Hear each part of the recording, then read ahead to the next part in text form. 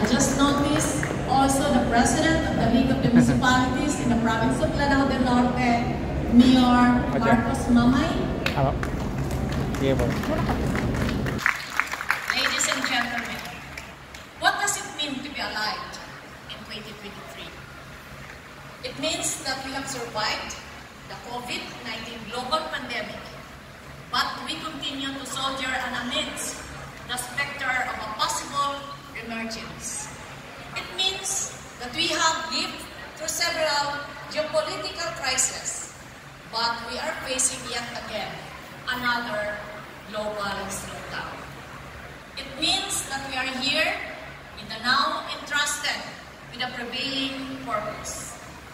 To the officers and members of the Northern Mindanao Regional Development Council, partners from civil society and the media, and those who are with us this afternoon, mayong hapon kanatong tanan. And I forgot to mention my very supporting, I would like to thank the Regional Director of NEDATED, R.D. Naira. I am humbled to represent a generation of first. This being the first address to a region of 5 million and being the first woman to hold the chairpersonship of the RDC-10. However, this is not only about her story or history, but also our story. In an era where relevance and clout are constantly sought and fought for, let us step back and redirect ourselves to our core aspiration.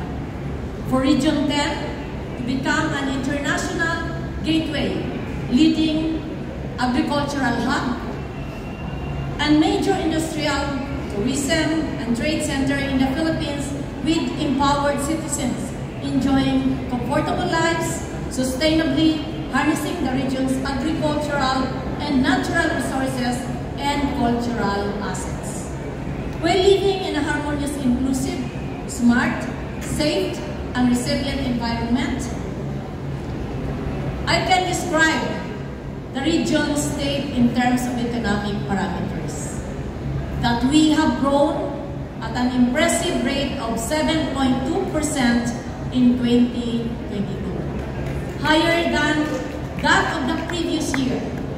That we hold the third highest per capita GDP in the country, next to the National Capital Region and Cordillera Administrative Region. But what does it all hold for the common Northern Mindanaoan? First, it signifies our socio-economic recovery from the COVID-19 pandemic. Since the end of the lockdowns, our performance has been consistently surpassing that of pre-pandemic levels.